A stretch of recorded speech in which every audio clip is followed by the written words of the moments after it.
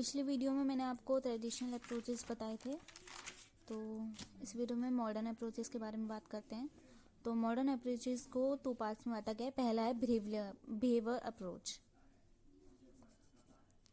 तो इसमें पहले among the modern empirical approach the behavioural approach to study political science grab notable place. कि जो पॉलिटिकल साइंस है इसमें हम ये पढ़ते हैं कि जो पॉलिटिकल साइंस को एक नोटेबल मतलब सही एक प्लेस मिले, एक स्थान मिले। Most eminent exponents of this approach are, तो eminent exponents of this approach are David Eastern, Robert A Dahl, E.M. Kirkpatrick and Hans Young. Behavior approach is political theory which is the result of increasing attention given to behavior of ordinary man. Behavior approach मतलब हमारे behavior से जुड़ा हुआ। Behavior approach is political theory which is the result of increasing attention given to behavior of ordinary man. Kirkpatrick बोलते हैं कि traditional approach accepted institution as the basic unit of research, but जो behaviour approach consider the behaviour of individual in political situation as the basis. मतलब Kirkpatrick का मानना है कि जो ट्रेडिशनल अप्रोच में जो इंस्टीट्यूशन एक्सेप्ट करते कि as the basic unit of research, लेकिन जो बिहेवियर अप्रोच है वो कंसिडर करता है the behaviour of individual in political situation as the basis.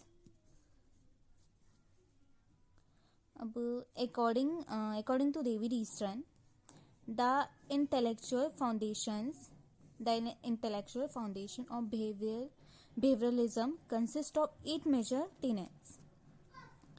तो ये फीचर्स कैरेक्टरिस्टिक्स की विशेषताएं जैसे regularities, it implies that there are discoverable uniformities। ये important topic behavior approach, ये एग्जाम में आता ही है।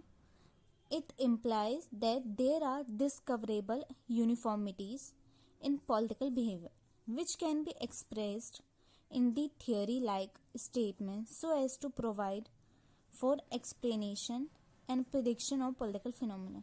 तो ये हमें बताता है दैट देयर आर डिस्कवरेबल यूनिफॉर्मिटीज। इसमें बहुत सी चीज़ें डिस्कवर कर सकते, ढूंढ सकते हैं इन पॉलिटिकल बिहेवियर में। बहुत कुछ से आपको इसमें बहुत कुछ न्यू मिलेगा, सीखने को मिलेगा कुछ नया। Which can be expressed in, जो कि थियोरी लाइक स्टेटमेंट्स के जरिए जो लोगों की इसमें स्टेटमेंट्स और उनकी राय होती है, तो उनकी बातों से हमें ऐसी थियोरी से सीखने को मिलेगा। अब so as to provide for explanation and prediction of political phenomena। अब आते हैं वेरिफिकेशन में। It requires the validity of इसमें चाहिए होता है such theory like statements जिसके पीछे कुछ ना कुछ वजह हो। किसने स्टेटमेंट दिया, किसकी कोई ना कोई वजह तो होगी। मस्ट भी, जैसे हम किसी भी टॉपिक में बात करते हैं तो उसकी कोई इसके साइड में होता है, कोई इसके साइड में नहीं होता है, तो उसमें वो कोई ना कोई हम वजह देते हैं कि हाँ हम इसके साथ क्यों हैं और हाँ हम इसके साथ क्यों नहीं हैं। तो फिर तब जाके हम फिर फैसला लेते हैं कि उसको आखिर उसको माना जाए कि नहीं माना जाए। अब theory like statements must be testable in principle by reference to relevant behaviour. अब techniques, it means that the means for acquiring and interpreting data should be examined self-consciously। मतलब उसका जो भी डाटा है, जो जिसके बारे में बात हो रही है, जो भी टॉपिक है, जो भी हमने अभी इसमें हम पढ़ा थियरी लाइक स्टेटमेंट, जो वो भी उसके बारे में जो अगर वो उसको अच्छे से एग्जामिन करना भी कि हाँ ये सही रहेगा, सही होगा कि नहीं होगा, अच्छे से सुने, जांच पड़ताल करे। Self consciously refined and validated for the purpose of observing recording and analysing behaviour. अब quantification, after collecting data the researcher should measure and qualify this data. देखिए, जो हम उस डाटा को कलेक्ट कर लेते हैं, जो रिसर्चर होते हैं should measure and quantify 10 data systematization. According to the behavioralist, research in political science must be systematic होना चाहिए, कि ये नहीं कि कहीं और से जा रहा है, कहीं और है, कुछ पता ही नहीं चला आखिर हो क्या रहा है, क्या कहना चाह रहे, तो पूरा सिस्टमेटिक होना चाहिए. Theory and research should go together. According to the behavioralist, research in political science must take theory and research should go together. A pure science, its aim to make political science, इसका main मकसद होता है, इसका मकसद ये होता है कि आप pure science, it believe that the study of political science should be verified by evidence. तो प्योर साइंस का जो मकसद होता है वो ये होता है कि यकीन करता है study of political science should be verified bye evidence, कि मतलब जो हमें जो भी हम रिसर्च करते हैं उससे एविडेंस, जुड़े हुए एविडेंस मिलते हैं कि हाँ इसकी वजह से हाँ ये एविडेंस मिला है और ये था, ये जो थियरी ये थी और ये एग्जिस्ट करती थी या ये था, तो उस पर वेरीफाइड बाय एविडेंस. अब values, the behaviourism drew a clear distinction between ethical evolution. जो behaviorism में draw a clear distinction between ethical evolution and empirical explanation, which were concerned with values and facts respectively. They insisted that objective scientific inquiry has to be value free or value neutral. They insisted that objective scientific inquiry has to be value free or value neutral. अब इस पे आते हैं integration पे. Integration it signifies integration of political science. It signifies integration of political science with other social science in order to evolve a comprehensive view. In order to evolve a comprehensive view of human affairs, to strengthen its validity and the generality of its own results. ठीक है, अब आते हैं benefits of behavioral approach are as follows. This approach makes political science more scientific. अब इसके फायदे क्या हैं, बेनिफिट्स क्या है. This approach makes political science more scientific बनाता है and brings it closer to the day life of the individuals, कि हमारी डे लाइफ में, हमारी जिंदगी में इसे हमसे और क्लोज लाता है. Behaviourism has first explain human behaviourism ने ही फर्स्ट एक्सप्लेन करा था human behaviour into the field of political science and thus makes the study more relevant to the society. This approach helps in predicting future political events, कि हमारे future में क्या क्या घट सकता है, क्या क्या हो सकता है. The behavioral approach has been supported by different political thinkers as it is scientific approach and predictable nature of political events.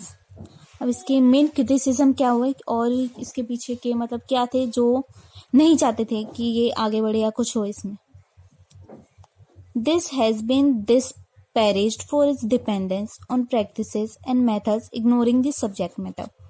This has been disparaged for its dependence on practices, कि उस पर पूरी तरीके से निर्भर रहता है, and methods ignoring the subject matter, और ये जो में सब्जेक्ट मैटर रहती जो उसको इग्नोर करता है. The supporters of this approach were wrong when they said that human beings behave in similar ways in similar circumstances. अब जो सपोर्टर्स थे इस अप्रोच के, वह रॉन्ग कहते कि वो गलत है. व्हेन दे सेड, जब उन्होंने ये कहा कि जो human beings behave in similar ways in similar circumstances, कि सिमिलर हर एक उस पे हर एक सर्कमस्टेंसेस में वो सिमिलर तरीके से बिहेव करते हैं. कुछ अलग नहीं होता कि ये अलग बिहेव कर रहा है वो अलग करके, वो सिमिलर तरीके से मतलब एक ही तरह बिहेव करते हैं. Most of the political phenomena are indeterminate. Therefore it is always difficult to use scientific method in the study of political science. तो इसी कह रहे हैं कि most of the political phenomena जो है आर इनडेटरमाइंड, कि हम उसे जान नहीं सकते, इनडेटरमाइनेट है, हम डिटरमाइन नहीं कर सकते, मतलब एकदम से पता नहीं लगा सकते कि क्या है. Therefore it is always difficult to use scientific methods in the study of political science. अब this approach focus on human behavior. ये देखिए जो ये अप्रोच है फोकस करता है सिर्फ ह्यूमन बिहेवियर में, ठीक है. And but it is a difficult task to study human behaviour and to get a definite result. अब इस पे आते हैं सेकेंड कि इसका दूसरा पार्ट भी है post behaviour approach. In the mid of 1960s behaviorism gained a dominant position in the methodology of political science. 1960s में behaviorism को उसने एक बहुत अच्छी अपनी पोजीशन बना ली थी और in the methodology of political science. अब relevance and action were the main slogans of post behaviorism. जो relevance और action था ये था main slogans थे post behaviorism के. In modern social science behaviorism approach has shown increasing concern with problem solving of the prevailing problems of society. तो behavior approach जो है मॉडर्न सोशल साइंस में behavior approach के दिखाता है कि वो उसे कंसर्न था, उसे चिंता थी किसकी प्रॉब्लम सॉल्व करने की, उनकी जितने भी सोसाइटी से लेके जो भी प्रॉब्लम है उनको. In this way it is largely absorb the post behavioral orientation within its scope. In this way, it is largely absorbed the post-behavioral orientation within its scope. Okay, अब इस पे आते हैं हम distinction between behavioralism. इसमें difference पहले behavior approach और post-behavioral approach में. Nature of inquiry ये क्या कहता था, सर्च फॉर प्योर नॉलेज और थियोरी की, प्योर नॉलेज और थियोरी की, और ये सर्च करता था applied knowledge and practices. Okay, अब इसमें पर्पस ऑफ इंक्वायरी. अब इनका पर्पस ऑफ इंक्वायरी क्या है, knowledge for knowledge sake, not interested in action. Knowledge for knowledge sake, not interested in action.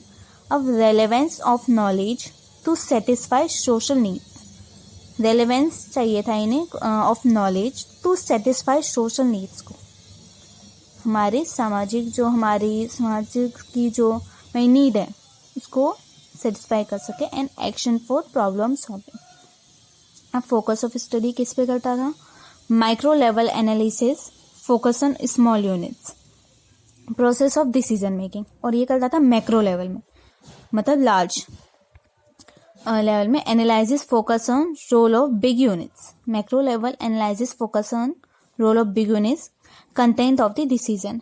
अब इसका एटीट्यूड टुवर्ड्स वैल्यूज का था, इसका न्यूट्रल था, मैंने आपको पहले ही बताया था. और ये था interested in the choice of values. अब attitude towards social change. Social change में बिहेवियर का और पोस्ट बिहेवियर का क्या एटीट्यूड रहा है इनका. इंटरेस्टेड इन स्टेटस को, not interested in social change. ये इसमें इंटरेस्ट लेता था, सोशल चेंज में से कोई इंटरेस्ट था नहीं. अब interested in social change for solving social problems. अब पोस्ट बिहेवियर अप्रोच था, वो इंटरेस्टेड था सोशल चेंज में कि समाज में कुछ बदलाव हो फॉर सॉल्विंग सोशल प्रॉब्लम्स. ठीक है, और इसका थर्ड पार्ट वो मैं आपको नेक्स्ट वीडियो में बताऊंगी. आज को इतना सही है.